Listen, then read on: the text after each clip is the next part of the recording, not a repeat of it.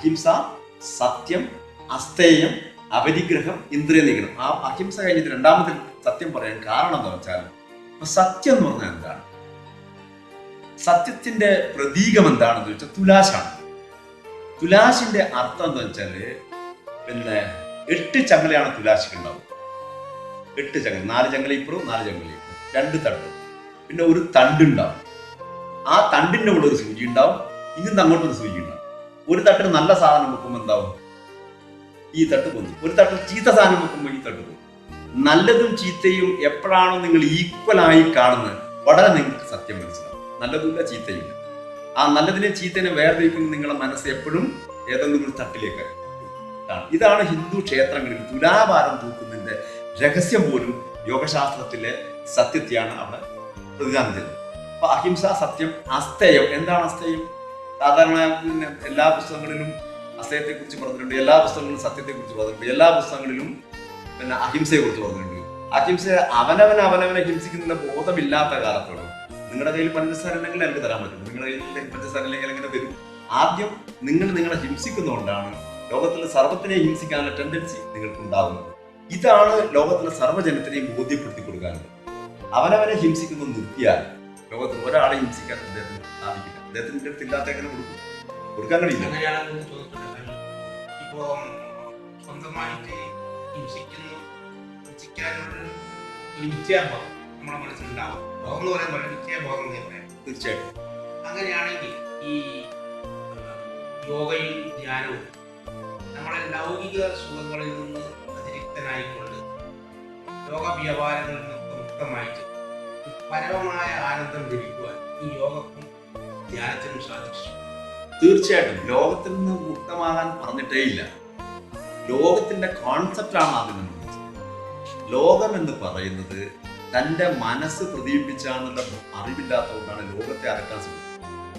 ലോകമല്ല നിങ്ങളെ കുഴപ്പത്തിന് കാരണം, നിങ്ങളുടെ മനസ്സാണ് കുഴപ്പം. ലോകം നന്നാക്കാനൊന്നും പറഞ്ഞില്ല, നിങ്ങളുടെ മനസ്സിനെ നന്നാക്കിയാൽ മതി. അപ്പൊ നിങ്ങളുടെ മനസ്സിൽ നന്നാകുമ്പോൾ ലോകം നന്നാകും. ഓരോരുത്തരും മനസ്സിൽ നന്നായ ലോകം നന്നാകും. അങ്ങനെയാണെങ്കിൽ യോഗ തന്നെ ആവശ്യമില്ല. എല്ലാവരും നന്നായ മനസ്സാണ് യോഗന്റെ ആവശ്യം, ഒന്നിന്റെ ആവശ്യമില്ല. കാരണം ആദ്യം തന്നെ നമ്മൾ പറഞ്ഞിട്ടുണ്ട്, വെള്ളം തെളിയലാണ് ഉദ്ദേശം. വെള്ളം തെളിയൻ എന്നാ ചെയ്യേണ്ടത് പറഞ്ഞിട്ടുണ്ട്. ഒന്നും ചെയ്യാനില്ല എന്നുള്ള അറിവാണ് ഉണ്ടാവുന്നത്. നിങ്ങളൊന്നും ആവാനില്ല, നിങ്ങൾ ഇപ്പം തന്നെ ആയിട്ടാണ്. അതെങ്ങനെയാന്ന് പറഞ്ഞാല്, ഒരു സ്വർണത്തിന്റെ ഗുരുവിന്റെ അടുത്ത് പോയി ചോദിക്കാണ്, പ്രിയ ഗുരു എന്നത് സ്വർണ്ണാക്കിട്ട്. അപ്പൊ ഉണരാത്ത ഗുരുനാഥൻ പറയും, മോനെ നീ എന്റെ ശിഷ്യനായിക്കോ, നിന്നെ ഞാൻ വളർത്തി തരാം. ഉണർന്ന ഗുരുനാഥൻ ഉടനെ ചോദിക്കും, മോനെ നീ എപ്പോഴും സ്വർണ്ണം അല്ലാണ്ടാക്കി പറയും, നിങ്ങൾ ഓൾറെഡി സ്വർണ്ണാണ്. എല്ലാന്നുള്ള വിചാരമേ കളയാനുണ്ട്.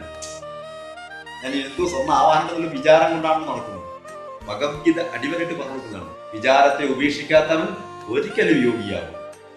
അപ്പൊ ഈ വിചാരമാണ് നമ്മളെ കളയാനുള്ളത്. നമ്മളൊരു പ്രത്യേകിച്ച് യോഗ ചെയ്യും ധ്യാനമൊക്കെ ചെയ്തിട്ട് എന്തോ ആവാനുണ്ട് എന്നുള്ളൊരു മിഥ്യാബോധത്തിലാണ് എല്ലാവരും ഓരോ കേന്ദ്രങ്ങളിലും സ്പെഷ്യലായി പോകുന്നത്. ഒന്നും ആവാനില്ല എന്നുള്ള അറിവാണ് നിങ്ങൾക്ക് ആദ്യം പറയുന്നത്. നിങ്ങൾ ആയിട്ടാണ് യോഗ കമ്മ്യൂണിസ്റ്റായിട്ട് പഠിക്കേണ്ട എന്നും യോഗയിൽ ഒരു രീതിയേ ഉള്ളൂ എന്നും മറ്റെല്ലാ രീതികളും ശരിയല്ല എന്നും പറയുന്നുണ്ട്. അങ്ങനെയാണെങ്കിൽ അങ്ങനത്തെ കുൽസിത പ്രവൃത്തികൾ ചെയ്യുന്ന ആളുകളെ നല്ല വഴിയിലേക്കുള്ള യോഗാചാര്യന്മാരെ വല്ലതും ശ്രമിച്ചിട്ടുണ്ടോ? അതല്ലെങ്കിൽ ഇനി വല്ലതും ശ്രമിക്കേണ്ട വഴികളുണ്ടോ? അത്യപൂർവം കേസുകളാണ് പിന്നെ സാറിപ്പം പറഞ്ഞത്. എന്താണെന്ന് വെച്ചാല്, യോഗശാസ്ത്രം നിങ്ങൾ ഫിസിക്കലായി അഭ്യസിക്കുമ്പോൾ മാനസിക പരിവർത്തനം നിങ്ങൾക്ക് ഉണ്ടാവുന്ന കാര്യത്തിൽ യാതൊരു സംശയവും. അതുകൊണ്ടാണ് ഇതിന്റെ ആഴത്തിലേക്ക് പോകുന്നതിന് പകരം ഫിസിക്കൽ ട്രെയിനിങ് കുറെ കൊടുക്കാൻ കാരണം. അതുകൊണ്ടാണ് ഫിസിക്കലായിട്ട് നിങ്ങൾ ചെയ്യുമ്പോൾ ഒരു പ്രത്യേക തരം ഇരുത്തം ഇരിക്കുമ്പോൾ തന്നെ നിങ്ങൾക്ക് കാമവികാരം പറയുന്ന ഇരുത്തങ്ങൾ പോലും ഉണ്ട്, യോഗയിലുണ്ട്, ഇല്ല എന്നല്ല പറയുന്നതാണ്. പക്ഷെ ആത്യന്തിക ലക്ഷ്യം ഇതല്ല എന്നുള്ളതാണ് നാം പറയുന്നത്. പക്ഷെ ഫിസിക്കൽ ട്രെയിനിങ് സെന്റർ വേണ്ട എന്നുള്ള യാതൊരു അർത്ഥം അതിനെടുക്കാനും പാടില്ല. അതൊക്കെ ആവശ്യമാണ്. അതിൻ്റെ കൂടെ ഈ യഥാർത്ഥമായിട്ടുള്ള അനുഭൂതി ഉണ്ടാക്കി കൊടുക്കാനുള്ള കാര്യങ്ങൾ കൂടി പഠിപ്പിക്കാത്തത് കൊണ്ടാണ് ഇത് നശിച്ചു പോയെന്ന് ഞാൻ പറഞ്ഞിട്ടുണ്ട്. ഫിസിക്കൽ ട്രെയിനിങ് കൊണ്ട് അതിന് ധാരാളം ഗുണങ്ങൾ ഉണ്ടാകുന്നുണ്ട്, പ്രാണായാമം കൊണ്ടും ഉണ്ടാകുന്നുണ്ട്. പ്രാണായാമം കൊണ്ടും ഫിസിക്കൽ ട്രെയിനിങ് കൊണ്ടും മാനസിക ആരോഗ്യം ഉണ്ടാകുന്ന രീതികളും യോഗശാസ്ത്രം പ്രതിപാദിച്ചു. പക്ഷെ അതുകൊണ്ടെല്ലാം എന്താണ് ലഭിക്കേണ്ടത് എന്നുള്ളതാണ് ഞാൻ ഉത്തരം പറയുന്നത്. അതിന് ഗുണമില്ലാന്നൊന്നും അർത്ഥമില്ല. കാരണം 85 ലക്ഷം ജീവജാലങ്ങളിൽ കൂടി പരിണമിച്ചിട്ട് തന്നെയാണ് മനുഷ്യനുണ്ടായതെന്നാണ് യോഗശാസ്ത്രത്തിന്റെ കോൺസെപ്റ്റ്. അതുകൊണ്ട് 84 ലക്ഷം ആസനങ്ങളുണ്ട്. അപ്പോൾ അതുകൊണ്ട് തന്നെ ഫിസിക്കലായിട്ടുള്ള ട്രെയിനിങ് അത്യാവശ്യം തന്നെയാണ്. അത് വേണ്ടാന്നുള്ള അർത്ഥം അതിന് എടുക്കാനും പാടില്ല. അതുകൊണ്ടാണ് ഞാൻ നേരത്തെ പറഞ്ഞത് ഫിസിക്കലായിട്ടും വേണം, മെന്റലായിട്ട് അത് അത് ഞാൻ ആദ്യം പറഞ്ഞല്ലോ, ഫിസിക്കൽ, മെന്റൽ, സ്പിരിച്വൽ. ഇങ്ങനെ യോഗയിൽ കൂടെ വളരെ വളരെ ഒരു നോബിൾ കോഴ്സിന് വേണ്ടി ചെയ്യുമ്പോൾ മാനസികമായിട്ടും ശാരീരികം എന്ന് ഞാൻ പറയുമ്പോൾ ഈ സുഖക്കേടുകളിൽ മുക്തി നേടാനുള്ള മാർഗമായിട്ട് യോഗയെ പ്രചരിപ്പിക്കുന്നത് തെറ്റില്ല എന്നാണ്. തെറ്റില്ല. ശാരീരിക ആരോഗ്യം ഉണ്ടാക്കാനും രോഗങ്ങൾ മാറാനും അത് നമുക്ക് ഉപയോഗപ്പെടുത്താം. പക്ഷെ അതല്ല യോഗയുടെ ലക്ഷ്യം. ഇത്രയും ഞാൻ പറഞ്ഞില്ല. ശാരീരിക ആരോഗ്യം ഉണ്ടാക്കാൻ യോഗ വളരെ അടിസ്ഥാനപരമായിട്ടുള്ള കാര്യം തന്നെയാണ്. അത് ആർക്കും അതിന് ഇന്നത്തെ മോഡേൺ സയൻസിന്റെ ഡോക്ടർമാർക്ക് പോലും അതിൽ രണ്ട് പക്ഷാന്തരങ്ങളില്ല. പക്ഷെ അതൊന്നും അല്ല മനുഷ്യന്റെ ലക്ഷ്യം എന്നാണ് ഞാൻ പറഞ്ഞുകൊണ്ടിരിക്കുന്നത്. ലക്ഷ്യം എന്താണെന്ന് വെച്ചാൽ ആത്മസാക്ഷാത്കാരം. ആത്മസാക്ഷാത്കാരത്തിന് ഉതകുന്നതാണ് യോഗ. അതുകൊണ്ടാണ് യോഗിയാവുന്നത്. യോഗി എന്ന് പറഞ്ഞാൽ ചേർന്നവൻ.